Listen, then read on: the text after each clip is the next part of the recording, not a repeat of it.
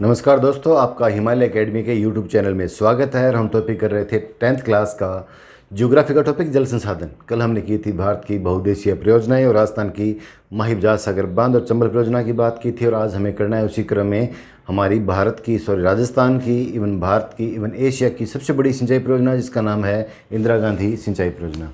तो इसके बारे में हम सबसे पहले पढ़ेंगे। इसका जो प्रारूप है वो किसने तैयार किया, वो इंजीनियर कहाँ का था और सरकार ने इसका कार्य कब चालू करवाया, उसकी किताब का नाम क्या था। तो इसी क्रम में हम देखते हैं सबसे पहले कि इसका जो प्रारूप है वो किसने तैयार किया था। अगर हम प्रारूप की बात करें, इसकी रूपरेखा की बात करें, तो वो बीकानेर का इंजीनियर था जिसका नाम था कंवर सेन। कहाँ का इंजीनियर था? बीकानेर का, जिसका नाम था कंवर सेन। इस कंवर सेन ने इस किताब को तैयार किया था, इस प्रारूप को तैयार किया था। इसने एक किताब लिखी, किताब के अंदर पूरा डाटा इसने तैयार किया। इस तरीके से ये उसकी किताब है कंवर सेन की, मान लेते हैं हम। इस किताब में इसने पूरा जो खाका तैयार किया, सरकार को सौंपा। किताब का नाम था बीकानेर राज्य के लिए पानी की आवश्यकता। बीकानेर राज्य के लिए पानी की आवश्यकता, ये कंवर सेन की किताब का नाम था। इस किताब में इसने पूरा खाका या प्रारूप इसका तैयार किया, सरकार को सौंपा, सरकार को इसने सौंप दिया और सरकार को ये प्रारूप पसंद आ गया और सरकार ने 1952 में इसकी खुदाई चालू करवा दी। तो प्रारंभ कब किया गया इसका? 1952 में किया गया। और इसके उद्घाटन की अगर बात करें, उद्घाटन कब किया गया इसका? उद्घाटन किया गया इसका 31 मार्च। बड़ा ही इंपॉर्टेंट है, ये जो तारीख है बड़ी इंपॉर्टेंट है। 31 मार्च 1958 को इसका उद्घाटन किया गया। किसके द्वारा किया गया? हमारे तत्कालीन जो गृह मंत्री है, उस समय के गृह मंत्री, जिनका नाम था गोविंद वल्लभ पंत। गोविंद वल्लभ पंत के द्वारा इसका उद्घाटन किया गया था। और उसके बाद में ये 2 चरणों में पूरी हुई। प्रथम चरण 1975 में, दूसरा चरण 1986 में इसका बनकर तैयार हुआ। ये कहाँ से शुरू हुई, कहाँ जाके ख़त्म हुई, इसकी हम बात करते हैं। इसकी शुरुआत हुई थी पंजाब के हरिके बैराज से और मोहनगढ़ तक इसको तैयार किया गया था। इसके 2 नाम रखे गए थे। प्रथम नाम था इसका राजस्थान फीडर और आगे वाली जो शाखा है इसका नाम था मुख्य नहर। तो हम देखते हैं यहाँ पर कैसे कैसे इसने कहाँ से इसका उद्गम हुआ, किन किन नदियों को जोड़कर जो नदियाँ मिलती है, जहाँ से निकलती है, वो नदियाँ कौन कौन सी है, उनकी हम बात करते हैं। तो भारत में, ये भारत का मैप है इस तरीके से। ये भारत थोड़ा बड़ा बना लेते हैं हम इसको।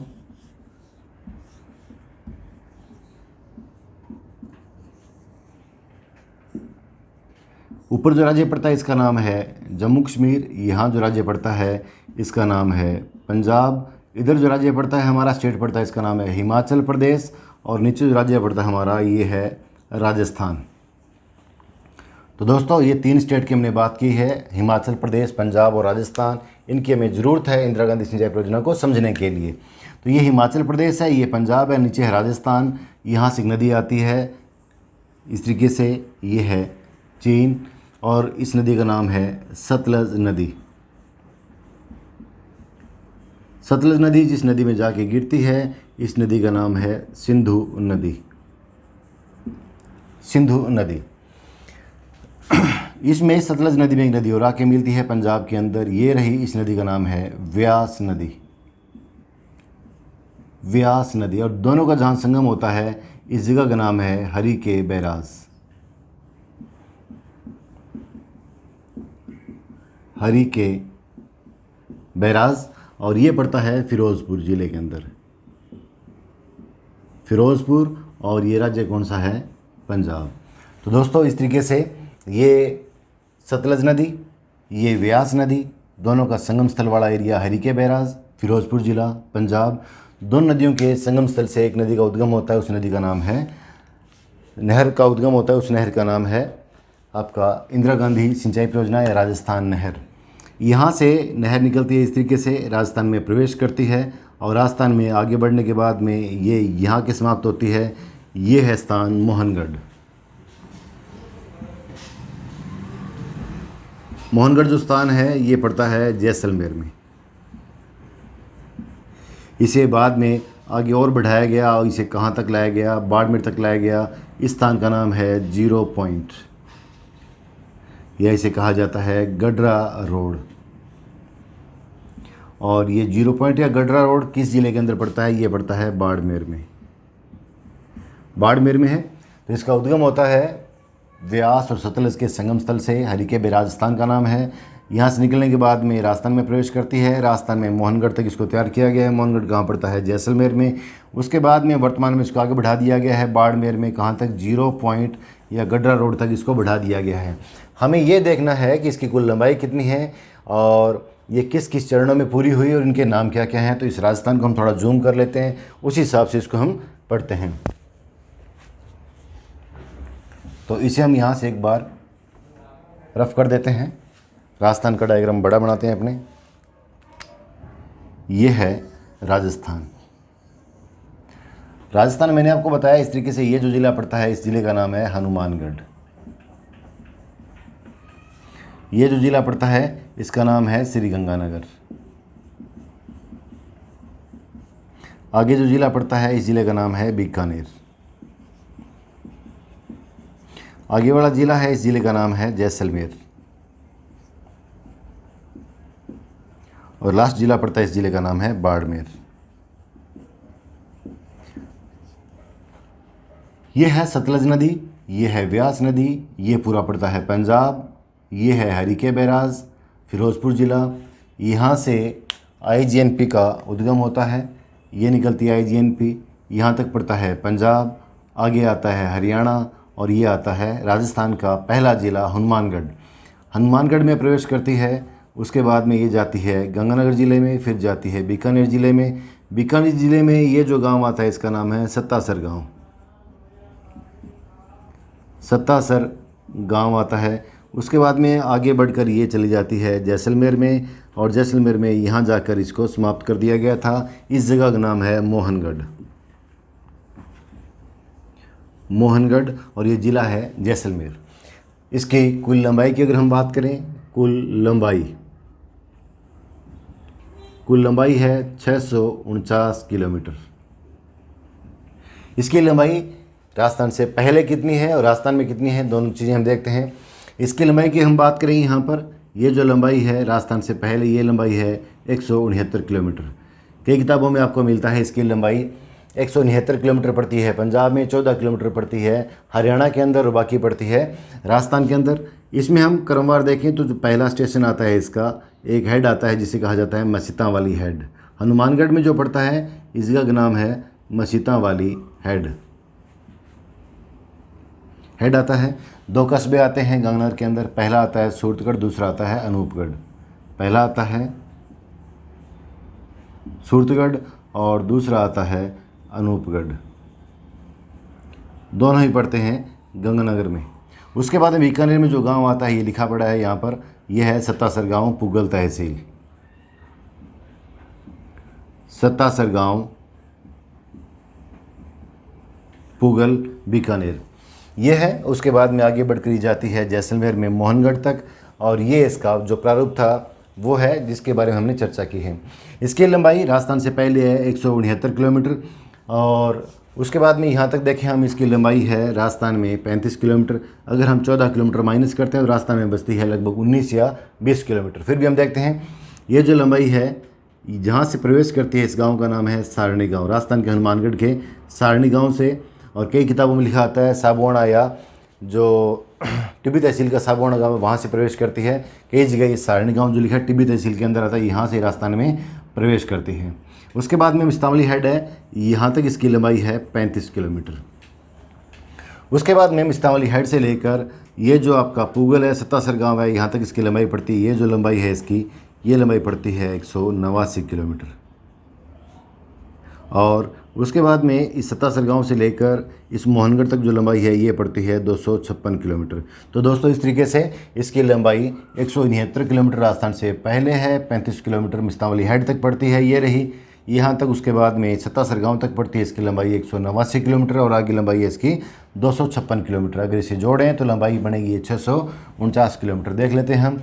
9 5 14 9 23 6 29 संशील 2 2 7 15 3 18 6 24 और 2 4 और 5 और 1 6 649 किलोमीटर इसकी कुल लंबाई पड़ती है।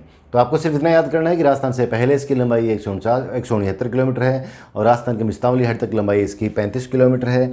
सत्तासर गांव तक इसकी लंबाई 189 किलोमीटर है और आगे लंबाई इसकी 256 किलोमीटर है। इस प्रकार ये कुल मिलाकर जो जिसका प्रारूप था कंवर सेन का, उस प्रारूप में इसकी कुल लंबाई पड़ती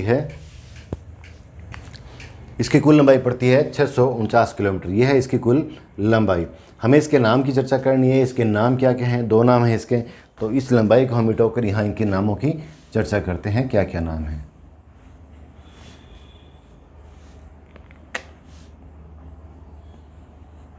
ये जो गांव बताया था मैंने, सत्तासर गांव, पूगल तहसील का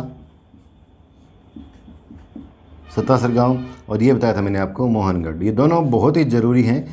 यहाँ तक इसको बनाया गया था। इसकी यहाँ से लेकर ये जो नाम है यहाँ तक, ये है मस्तांवाली हेड। ऊपर लिख देता हूँ मैं दोबारा, मस्तांवाली हेड हनुमानगढ़ में है मस्तांवाली हेड। इसे कहा जाता है, इतने हिस्से को कहा जाता है राजस्थान फीडर। इसे कहा जाता है राजस्थान फीडर। इसके आगे जो है यहाँ से लेकर यहाँ तक मोहनगढ़ तक, इसे कहा जाता है मुख्य नहर। मुख्य नहर कहा जाता है। तो हरिके बैराज से लेकर मिस्तांवाली हेड तक है नाम इसका राजस्थान फीडर और आगे है मुख्य नहर। प्रश्न ये आता है कि राजस्थान फीडर की लंबाई कितनी है? तो राजस्थान फीडर की लंबाई ये प्लस ये 169 प्लस 35 = 204 किलोमीटर इसकी राजस्थान फीडर की लंबाई है। और बाकी मिस्तांवाली हेड से लेकर यहाँ तक जो लंबाई है वो 256 प्लस 189, 256 प्लस 189, 9 6 5 8 5 13 1 14 और 4 445 किलोमीटर इसकी लंबाई पड़ती है मुख्य नहर की। इस प्रकार कुल लंबाई जो है 445 प्लस 204 = 649 किलोमीटर लंबाई है। 2 नाम है, पहला नाम है राजस्थान फीडर, दूसरा नाम है मुख्य नहर। राजस्थान फीडर की लंबाई है 204 किलोमीटर और मुख्य नहर की लंबाई है 445 किलोमीटर।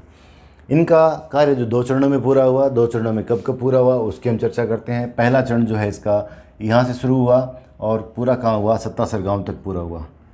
पहला चरण 1952 में शुरू हुआ और यहाँ आते आते टाइम लग गया इसको 1975। पहला चरण 1975 में पूरा हुआ, 1952 में शुरू हुआ था।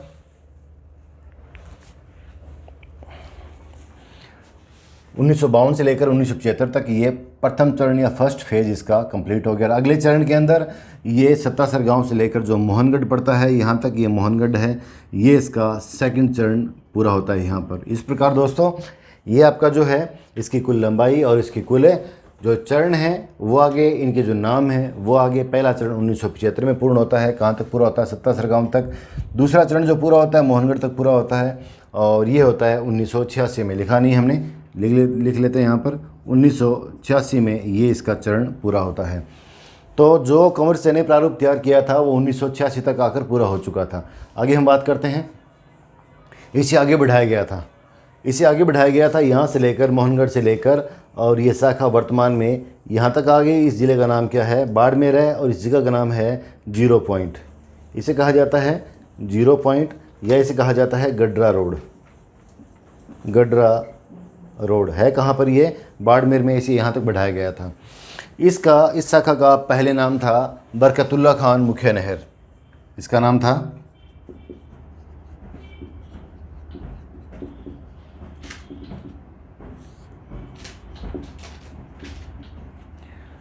मुख्य नहर और उसके बाद में इसका नाम ये काट दिया गया और वर्तमान में इसका नाम कर दिया गया है बाबा रामदेव मुख्य नहर।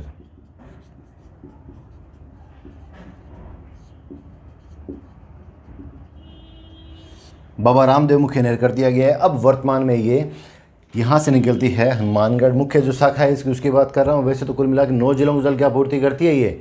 यहाँ से हम देखें तो हनुमानगढ़, गंगानगर, बीकानेर, जैसलमेर, बाड़मेर में यहाँ पर अंतिम स्थान जिसे कहा जाता है 0 पॉइंट। इसको बड़ा लिख देता हूँ मैं। 0 पॉइंट इसको कहा जाता है या इसे कहा जाता है गड्रा रोड। गड्रा रोड, और गड्रा रोड किस ज़िले के अंदर पड़ता है? ये ज़िला आता है आपका बाड़मेर। तो दोस्तों इसका प्रारूप हमने देख लिया, ये कहाँ से निकलती है और किन किन ज़िलों में प्रवाहित होती है। अब हमें देखना है कि इसकी कुछ शाखाएं भी और लिफ्ट नहरें भी हैं, वो किस किस ज़िले को जल की आपूर्ति करती है। शाखाओं में और लिफ्ट नहरों में क्या क्या अंतर है, शाखाएँ किस दिशा में हैं और लिफ्ट नहरें किस दिशा में हैं, कुल कितने ज़िलों को जल की आपूर्ति होती है, उसकी हमें चर्चा करनी है। तो इसे एक बार हम रफ कर देते हैं, उसके बाद में दोबारा डायग्राम बनाएंगे, इसकी शाखाओं की बात करेंगे, इसकी लिफ्ट नहरों की बात करते हैं।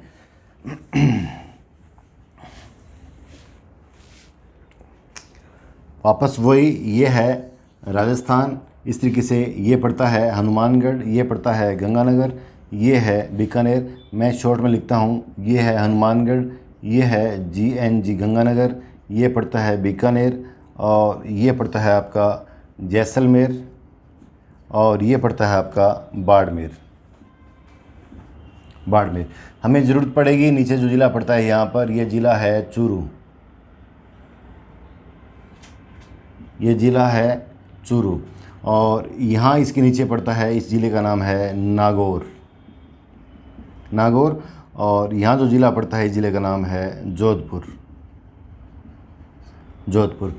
ये हुआ हनुमानगढ़, गंगानगर, बीकानेर, जैसलमेर, बाड़मेर, ये जोधपुर, नागौर और चूरू, इन ज़िलों की हमें ज़रूरत है। इसके बाद में बाड़मेर के नीचे भी ज़िला आता है एक, ये ज़िला है, ज़िले का नाम है जालौर, जालौर। हमने प्रारूप तैयार किया था, कैसे कैसे तैयार किया था, मुख्य शाखा हम एक बार बनाते हैं यहाँ पर, उसके बाद में उनकी लिफ्ट नहरों की बात करेंगे।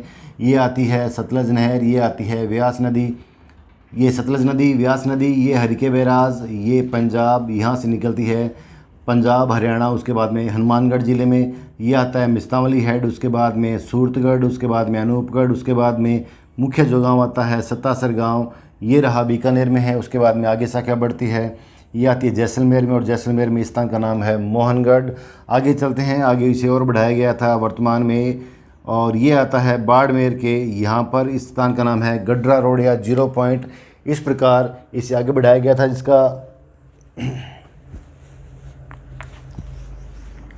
इसका नाम था बरकतुल्ला खान। वर्तमान में इसे काट कर दिया गया है, बाबा रामदेव मुख्य नहर इसका नाम कर दिया गया है। हमें बात करनी है इसकी लिफ्ट नहरों की। लिफ्ट नहरें कौन कौन सी है, बहुत इंपॉर्टेंट है। लिफ्ट नहरें, टोटल लिफ्ट नहरें 9 हैं। हमें वर्तमान में 7 लिफ्ट नहरों की बात करनी है। 2 जो बस्ती है वो निर्माणाधीन है, अभी उनका कार्य चल रहा है, निर्माणाधीन ये है। 7 लिफ्ट नहरें कौन कौन सी हैं, हम एक बार यहाँ नाम मेंशन कर लेते हैं। पहली आती है आपकी चौधरी कुंभाराम लिफ्ट नहर, कुंभाराम लिफ्ट नहर। दूसरी पड़ती है कंवर सेन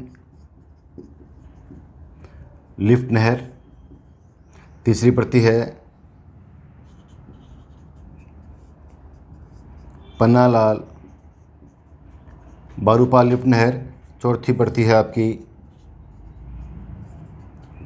तेजाजी लिफ्ट नहर। फिर पड़ती है डॉक्टर करणी सिंह लिफ्ट नहर। फिर पड़ती है जंबेश्वर लिफ्ट नहर, और सातवीं पड़ती है आपकी जैन एंड व्यास लिफ्ट नहर। ये 7 लिफ्ट नहरें हैं। आपको थोड़ा बता दूं कि इस दिशा में, राजस्थान वाली दिशा में, ये भूमि ऊंची है। ऊंची भूमि है तो यहाँ पर पानी को लिफ्ट करके या उठा के डाला जाता है। इधर की भूमि पाकिस्तान की तरफ, ये भूमि नीचे है तो यहाँ पर शाखाओं का निर्माण किया गया है। लिफ्ट नहरों में पहली लिफ्ट नहर आती है कुंभाराम लिफ्ट नहर, हनुमानगढ़ से निकलती है और चूरू में जाके समाप्त होती है। इसका नाम है कुंभाराम। दूसरी लिफ्ट नहर है कंवर सेन लिफ्ट नहर। ये गंगानगर से निकलती है और यहाँ से निकलने के बाद में बीकानेर में आकर समाप्त होती है। सबसे लंबी लिफ्ट नहर है, इसका नाम है कंवर सेन लिफ्ट नहर, कंवर सेन लिफ्ट नहर। तीसरी जो आती है उसका नाम है पन्नालाल बारूपाल लिफ्ट नहर। ये बीकानेर और नागौर में बहती है। इस तरीके से ये रही आपकी, नागौर में जाती है इधर, इस तरीके से ये रही, और इसका नाम है पन्नालाल बारूपाल लिफ्ट नहर। चौथी जो लिफ्ट नहर है वो सबसे छोटी है, अकेले बीकानेर में है, ये रही, इसका नाम है तेजाजी लिफ्ट नहर। उसके बाद में आती है वो है करणी सिंह निकलती है बीकानेर से और जोधपुर में जाके समाप्त होती है, ये है करणी सिंह। उसके बाद में आती है जंबेश्वर 3 जिलों में प्रवाहित होती है, बीकानेर, जैसलमेर और जोधपुर में, इसका नाम है जंबेश्वर। उसके बाद में लास्ट बस्ती है आपकी जय नारायण व्यास, वो जैसलमेर और जोधपुर में बहती है, इसका नाम है जय नारायण व्यास लिफ्ट नहर। दोस्तों एग्ज़ाम के हिसाब से बहुत ही अच्छी बात है ये लिफ्ट नहरें, अगर आप याद करके उसमें मेंशन करोगे तो निश्चित ही आपका जो परफॉर्मेंस है उसमें बढ़िया रहेगी। पहली लिफ्ट नहर है वो है कुंभाराम, जो हनुमानगढ़ और चूरू के अंदर है, ये लिखा पड़ा है। ये ज़िला जो है चूरू है।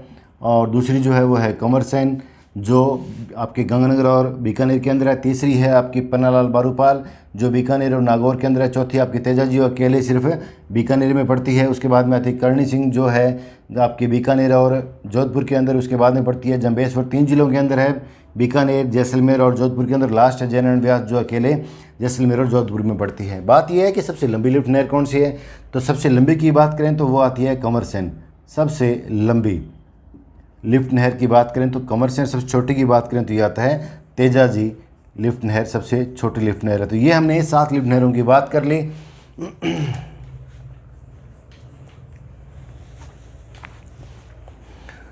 हमने 7 लिफ्ट नहरों की बात कर ली। कुंभाराम, दूसरी आती है कंवरसेन, तीसरी आती है तेजाजी, चौथी आती है आपकी तीसरी पन्नालाल, चौथी तेजाजी, 5वीं आती है करणी सिंह, छठी आती है जंबेश्वर, 7वीं आती है जयनारायण व्यास लिफ्ट नहर। इसके अलावा 9 इसकी शाखाएं हैं जो निकलती है अपने पाकिस्तान की तरफ, दूसरी दिशा में निकलती हैं। उनको लिफ्ट नहर कहने की ज़रूरत नहीं है, नई लिफ्ट नहर बनाई गई है वहाँ पर, क्योंकि वो भूमि यहाँ की नीची है, यहाँ पर वो शाखाएँ बनाई गई हैं। उनकी हम चर्चा यहाँ पर नहीं करेंगे क्योंकि आपके सिलेबस में वो नहीं दे रखी हैं। तो इस तरीके से आज हमने बात की है इंदिरा गांधी लिफ्ट नहर के। कुछ इसके उपनाम भी हैं। देखो, इसे कहा जाता है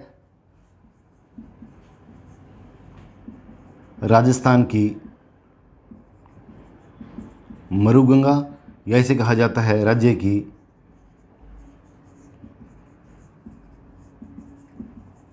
जीवन रेखा, इसे कहा जाता है। ये इसका नाम है। इसका प्रारूप किसने तैयार किया वो हमने बात कर ली। और पश्चिमी राजस्थान के लिए एक तरीके से ये वरदान सिद्ध हुआ है। वहाँ के लोगों को वहाँ के विस्थापन से रोकने के लिए इसका निर्माण किया गया था, ताकि वहाँ से लोग विस्थापित होकर पूर्व की तरफ ना आए।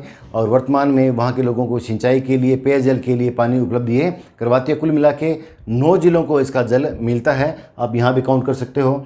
ये हनुमानगढ़, ये चूरू, ये आपका गंगानगर, ये नागौर, ये बीकानेर, ये आपका जोधपुर, ये आ गया आपका जैसलमेर, बाड़मेर, और वर्तमान में जालोर को भी इसका पानी मिलता है। इसके अलावा भी कुल मिला के 9 जिले बनते हैं। 9 जिलों को जल की आपूर्ति इसकी होती है।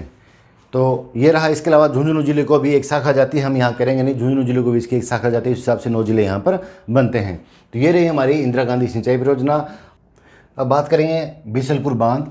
ये राजस्थान है। राजस्थान में ये जयपुर, और जयपुर के जो नीचे ज़िला पड़ता है, इस ज़िले का नाम है जयपुर। हमारी राजधानी इसके नीचे ज़िला पड़ता है वो है टोंक। ये ज़िला है टोंक। टोंक में नदी बहती है। इस नदी का नाम है बनास नदी। इस नदी का नाम है बनास नदी। और बनास नदी पर बनाई गई परियोजना है बिशलपुर बांध। इस बांध का नाम है बिशलपुर।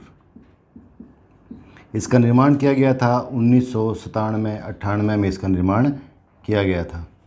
बिशलपुर बांध इस ज़िले को पानी देती है, जयपुर को, जयपुर शहर को। इसके अलावा यहाँ जो ज़िला पड़ता है इधर इसके, ये पड़ता है अजमेर। पेयजल की आपूर्ति जयपुर को, और पेयजल की आपूर्ति करती है अजमेर को। पेयजल, पीने के पानी उपलब्ध करवाती है जयपुर शहर को। इसके अलावा अजमेर की कुछ तहसीलों को पानी देती है। उनमें आता है एक ब्यावर, एक केकड़ी, एक आपका अजमेर। ये कुल मिला के तहसीलें हैं जिनको पेयजल की आपूर्ति करती हैं। इसके अलावा टोंक और यहाँ साथ लगने वाला जो ज़िला है सवाई माधोपुर। सवाई माधोपुर, टोंक और सवाई माधोपुर को सिंचाई के लिए पानी उपलब्ध करवाती है। सिंचाई के लिए पानी उपलब्ध करवाती है।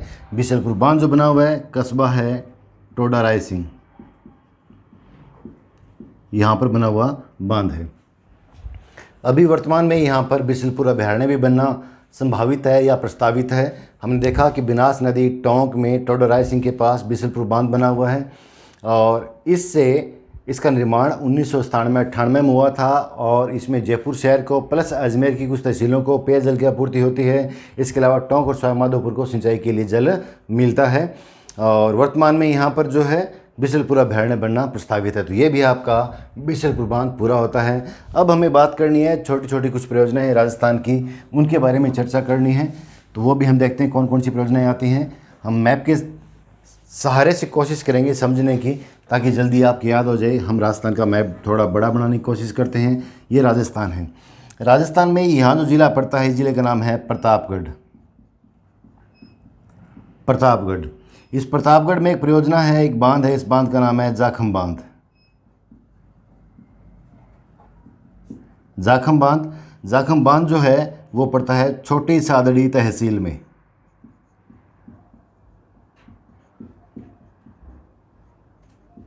और जो गांव पड़ता है छोटी सादड़ी में, उसका नाम है अनूपपुरा।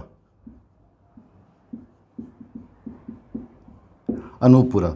एक नदी आती है, प्रतापगढ़ से निकलती है, नदी आगे बहती है। इस नदी का नाम है जाखम नदी। जाखम नदी। जाखम नदी पर अनूपपुरा गांव में एक बांध बनाया गया है, ये रहा बांध। इस बांध की ऊंचाई है 81 मीटर। इस बांध की ऊंचाई है 81 मीटर। इस हिसाब से ये राजस्थान का सबसे ऊंचा बांध है, सबसे ऊंचा बांध। दोस्तों, आपको सिर्फ इतना याद करना है, प्रतापगढ़ में जाखम बांध ऊंचाई 81 मीटर, राजस्थान का सबसे ऊंचा बांध है। अगर आप ये याद कर सको, अनूपपुरा गांव के अंदर है, जाखम नदी पे है, तो बहुत अच्छी बात है। ये आपका जो है जाखम बांध पूरा होता है। ये है जाखम परियोजना या जाखम बांध। ये रहा ये जिला प्रतापगढ़, जाखम नदी, जाखम बांध, छोटी सादड़ी तहसील है उसके अंदर बना हुआ है। अनूपपुरा गांव है, वहाँ पर ये स्थित है। और 81 मीटर ऊंचाई, इस हिसाब से राजस्थान का सबसे ऊंचा बांध माना जाता है। इसी क्रम में अगले बांध की बात करते हैं, सोम कमला अम्बा परियोजना। साथ के साथ इन्हें हम मिटाते चलेंगे ताकि आगे बड़ा समझ में आ जाए हमारे। अब बात करते हैं हम सोम कमला अम्बा परियोजना। देखो, ये ज़िला जो पड़ता है, नीचे ज़िला बांसवाड़ा, ये ज़िला पड़ता है डूंगरपुर, और उसके ऊपर ज़िला पड़ता है, ये ज़िला है उदयपुर। तो लिख देते हैं, यहाँ ज़िला पड़ता है राजस्थान में उदयपुर, ये ज़िला है डूंगरपुर, और नीचे ज़िला पड़ता है बांसवाड़ा। बांसवाड़ा। उदयपुर से एक नदी आती है, सोम नदी। इसी के पानी को रोककर यहाँ पर ये रहा, इसका नाम है सोम कमला अम्बा परियोजना। सोम कमला अम्बा परियोजना। ये कमला और अम्बा गांव है डूंगरपुर में, हमने डूंगरपुर की बात की है। यहीं पर इसके पानी को रोककर सोम कमला अम्बा परियोजना का निर्माण किया गया है। इस सोम कमला अम्बा परियोजना से उदयपुर की एक तहसील है, इस तहसील का, ये रही तहसील, इस तहसील का नाम है सलूम्बर। और एक तहसील डूंगरपुर की है, ये रही, इस तहसील का नाम है आसपुर। आसपुर। ये सोम कमला अम्बा परियोजना जो कमला और अम्बा गांव के अंदर बनी हुई है, किस नदी के पानी को रोककर? सोम नदी के पानी को रोककर इसका निर्माण किया गया है। एक नदी इसकी आती है कहाँ पर? सलूम्बर तहसील में, और एक जाती है इसकी आसपुर तहसील डूंगरपुर में। इन दोनों को जल की आपूर्ति या सिंचाई के लिए पानी की जो आपूर्ति है वो पूरी करवाती है। तो ये हमने बात की, कौन सा बांध आ गई? ये सोम कमला अम्बा परियोजना। सोम कमला अम्बा परियोजना है कहाँ पर? ये डूंगरपुर में है। किस नदी पे है? तो हम कह देंगे सोम नदी पे है। किस गांव में है? कमला और अम्बा गांव में ये बनी हुई परियोजना है। तो ये भी परियोजना हमारी कंप्लीट हो गई। इसी क्रम में आगे हम बात करेंगे मेजा बांध की। अगला जो बांध पड़ता है हमारा वो है मेजा बांध, इसे हम पूरा कर लेते हैं। ये रहा राजस्थान। ये पड़ता है हमारा जिला राजसमंद, इसके पूर्व में पड़ता है भीलवाड़ा। तो राजसमंद से एक नदी निकलती है, कुठारी नदी, और आगे जाकर ये बनास नदी है, इसमें गिर जाती है। ये तो है बनास नदी। इस नदी का नाम है कुठारी नदी। कुठारी नदी। ये जिला पड़ता है भीलवाड़ा। गौर से सुनना, बड़ा इंपॉर्टेंट है मेजा बांध। कई बार कंपटीशन के एग्ज़ाम में भी इसके बारे में पूछा जा चुका है।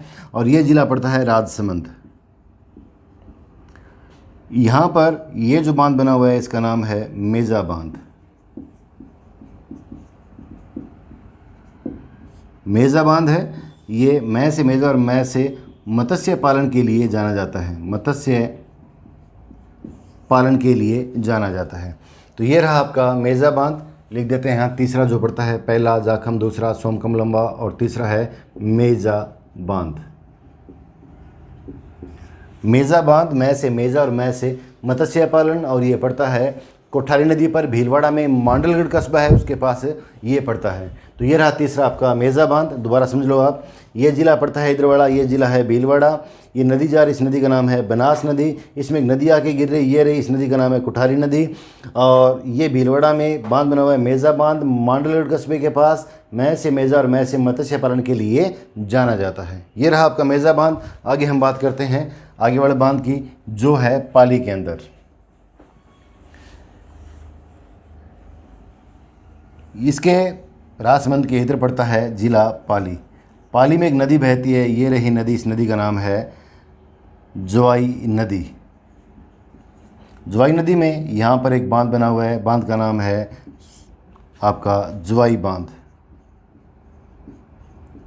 ज्वाई बांध किस तहसील में है? सुमेरपुर तहसील में है, सुमेरपुर तहसील।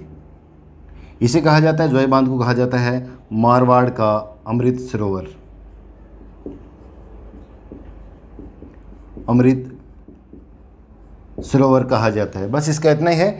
ज्वाई नदी है पाली के अंदर, ये ज़िला है पाली, ये ज्वाई नदी, ज्वाई बांध, सुमेरपुर तहसील और मारवाड़ का अमृत सरोवर कहा जाता है। तो ये हुआ हमारा ज्वाई बांध। ज्वाई बांध किस नदी पे है? ज्वाई नदी पे है, और इसे कहा जाता है मारवाड़ का अमृत सरोवर। अमृत सरोवर इसे कहा जाता है। इसी क्रम में ये भी ज्वाई बांध हमारा पूरा हो चुका है। बड़ा इंपॉर्टेंट है, ये नाम याद करना है। मारवाड़ का अमृत सरोवर किसे कहा जाता है? ज्वाई बांध को कहा जाता है। किस तहसील में है? सुमेरपुर में है। किस ज़िले में है? पाली में। किस नदी पे है? ज्वाई बांध जो है ज्वाई नदी पे बना हुआ है। अब हमें बात करनी है जो नारायण सागर परियोजना है उसकी बात करनी है। भीलवाड़ा के ऊपर जो ज़िला पड़ता है ये रहा, इस ज़िले का नाम है अजमेर। अजमेर, ये बनास नदी आगे जा रही है ऐसे, और एक नदी यहाँ से आ रही राजमंद से, और ये भीलवाड़ा होती है ऊपर जाकर इस तरीके से आगे जाती है। इस नदी पर, इस नदी का नाम है खारी नदी। खारी नदी, ये ज़िला है अजमेर। अजमेर में नदी बहती है खारी। इसके पानी को रोककर चलाई गई परियोजना है जिसका नाम है नारायण सागर। नारायण सागर बांध, ये अजमेर की सबसे बड़ी परियोजना है। अजमेर की सबसे बड़ी परियोजना नारायण सागर बांध। किस नदी पे है? तो हम कह देंगे खारी नदी पे है। किस ज़िले में है? अजमेर में है। परियोजना का नाम क्या है? नारायण सागर बांध, और ये अजमेर की सबसे बड़ी परियोजना। इसी क्रम में ये परियोजना भी हमारी पूरी होती है, नारायण सागर बांध। आगे हम बात करते हैं नर्मदा सिंचाई परियोजना की। वैसे मैंने कल ये करवा दिया था, फिर भी हमें देखना है जो नर्मदा सिंचाई परियोजना है वो कहाँ है। तो देखो आप, ये है जालोर, ये है बाड़मेर, एक नदी आती है, ये रहा सरदार सरोवर बांध। कल हमने इसके बारे में चर्चा की थी। सरदार सरोवर बांध, ये नदी आ रही है, इस नदी का नाम है नर्मदा नदी। ये बात हम कर रहे हैं गुजरात की। गुजरात में यहाँ से नदी निकलती है, नहर निकाली गई, नदी नहीं नहर निकाली गई है। इस ज़िले का नाम है जालोर, इसका नाम है बाड़मेर। जालोर में आती है, उसके बाद में बाड़मेर को और जालोर को पानी देती है। इसका पूरा पानी कौन सी पत्ती से काम में लिया जाता है? फुहारा पत्ती से काम में लिया जाता है, प्लस पेयजल की आपूर्ति करती है। तो इस प्रकार ये रही आपकी नर्मदा सिंचाई परियोजना। नाम क्या है इसका? नर्मदा सिंचाई परियोजना, और इसे कहा जाता है मारवाड़ की भागीरथी। हम इसे मिटो के यहाँ नोट करते हैं।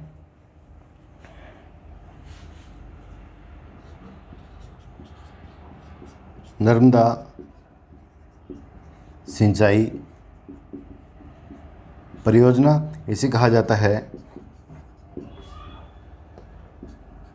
मारवाड़ की भागीरथी।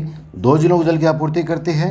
एक जिला पड़ता है जालोर और एक पड़ता है बाड़मेर। इसका पूरा पानी कौन सी पत्ती से काम में लिया जाता है? तो आप लिखोगे फुहारा पत्ती से काम में लिया जाता है, और इसे मारवाड़ की भागीरथी कहा जाता है।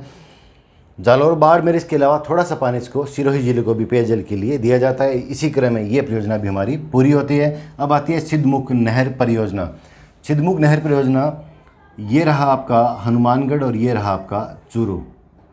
छिदमुख नहर परियोजना, ये नदी है सतलज नदी, ये नदी है व्यास नदी और एक नदी जाती है इधर पाकिस्तान में रावी नदी। इस नदी का नाम है रावी, इसका नाम है व्यास। इस रावी और व्यास का जो अतिरिक्त पानी मिलता है हमें, एक्स्ट्रा पानी मिलता है, अतिरिक्त पानी हमें मिलता है वो हनुमानगढ़ की और जो चूरू है उनकी कुछ तहसीलों को पानी मिलता है। हनुमानगढ़ की 2 तहसीलें आती हैं, एक ये और एक ये। इसका नाम है नोहर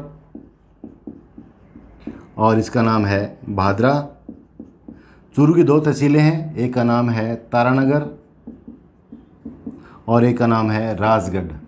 तो दोस्तों चूरू की 2 तहसीलें और हनुमानगढ़ की 2 तहसीलें नोहर और भादरा, इन चारों तहसीलों को पानी मिलता है। किसका पानी मिलता है? छिदमुख नहर परियोजना का पानी मिलता है। इसका नाम क्या है? छिदमुख नहर परियोजना। छिदमुख नहर परियोजना बड़ी इंपॉर्टेंट है, प्रश्न कई बार आ चुका है कि जो छिदमुख नहर परियोजना है वो किन तहसीलों को जल की आपूर्ति करती है, तो हम कह देंगे नोहर और भादरा को जल की आपूर्ति करती है। अगर आपसे पूछे छिदमुख नहर परियोजना के बारे में आप बताओ, तो हम बता देंगे कि ये जो रावी और व्यास का अतिरिक्त पानी है वो हनुमानगढ़ के नोहर और भादरा को, इसके अलावा जो चूरू की तारानगर और राजगढ़ तहसील है उनको पेयजल के लिए और सिंचाई के लिए पानी उपलब्ध करवाने वाली परियोजना है। तो ये हमने पूरा कर लिया। अब हमें बात करनी है जो हमारा पांचना बांध है करौली के अंदर, उसकी हमें चर्चा करनी है कि पांचना बांध क्या है और कहाँ बनाया गया है। इस तरीके से इसी क्रम में हम बात करनी है। तो ये ज़िला पड़ता है हमारा करौली, करौली ज़िला पड़ता है। करौली में ये मिट्टी का बना हुआ बांध है, इसका नाम है पांचना बांध। नाम से स्पष्ट है कि 5 से इसका संबंध जरूर रहा है। पांचना बांध, तो इसमें 5 नदियाँ की गिरती है, 1, 2, 3, 4 और 5। इसका निर्माण अमेरिका की सहायता से किया गया था। अमेरिका देश की सहायता से इसका निर्माण किया गया है और ये जो करौली के गुडला गांव में स्थित है। गुडला गांव में ये पांचना बांध बना हुआ है, अमेरिका देश की सहायता से बनाया गया है। मैं यहाँ पर इसको जूम कर रहा हूँ। ये 5 नदियाँ कौन कौन सी हैं उनकी चर्चा करनी है। 1 नदी, 2 नदी, 3, 4 और यहाँ पर पड़ती है ये 5वीं नदी। इस पहली नदी का नाम है भद्रावती, इसका नाम है बरखेड़ा, इसका नाम है भैंसावट, इसका नाम है माची और इसका नाम है अट्टा। दोस्तों अगर याद रहे तो बहुत अच्छी बात है। अगर आपसे पांचना बांध के बारे में पूछे और आप इन 5 नदियों का नाम लिखोगे तो बहुत अच्छा आपका आंसर बनेगा। पांचना बांध अमेरिका की सहायता से तैयार किया गया, करौली में तैयार किया गया और मिट्टी का बना हुआ बांध है। प्रश्न ये आता है कि मिट्टी का बना हुआ सबसे बड़ा बांध कौन सा है? मिट्टी का बना बांध, तो हम कह देंगे ये करौली में बना हुआ बांध है, गुडला गाँव में बना हुआ है। लिखा पड़ा गुडला गांव करौली पांचना बांध 5 नदियों के संगम स्थल पर बनाई गई परियोजना है। भद्रावती नदी, बरखेड़ा नदी, भैंसावट नदी, माची नदी और अट्टा नदी। तो ये रही आपकी परियोजना। आपके सिलेबस के अकॉर्डिंग इनको पूरा करवा दिया गया है। दोस्तों बहुत चाहकर भी मैं इसको कम नहीं कर पा रहा हूँ ताकि आपको पूरा मैटर मिले और आप बड़े तरीके से पेपर में इसको मेंशन करके आओ। तो लगातार लगे रहो, पूरी परियोजनाओं को 2 बार पढ़ो और पूरे बैंड बाजे के साथ इनको पेपर में करके आओ। अच्छे आपके मार्क्स आएंगे इनके अंदर। कल हम कोशिश करें, आज मेरी कोशिश थी भी इसको पूरा किया जाए लेकिन पूरा नहीं कर पाया। कल हम करेंगे परंपरागत हमारे जल संरक्षण और जो जल को स्टोर करने की जो परंपराएं थी हमारी उनके बारे में। जैसे हम बात करें तालाब की, खड़ीन की, बेरी की, टांका जो है उनकी हम बात करेंगे। तो बहुत ही छोटा सा वीडियो हम बनाने की कोशिश करेंगे कल, और उसके बाद में जो प्रमुख प्रश्न है वो भी हम सॉल्व करेंगे। तो आधे घंटे का वीडियो कल हमारा हो जाएगा जिसमें हम परंपरागत हमारे जो जल संरक्षण के स्रोत हैं उनकी हम चर्चा करेंगे, प्लस जल स्वावलंबन की जो योजना है उनकी भी हम चर्चा करेंगे। तो आज के लिए इतना ही, और आप लगातार बने रहें इस वीडियो के साथ। लाइक, शेयर और सब्सक्राइब जरूर करें। जय हिंद, जय भारत।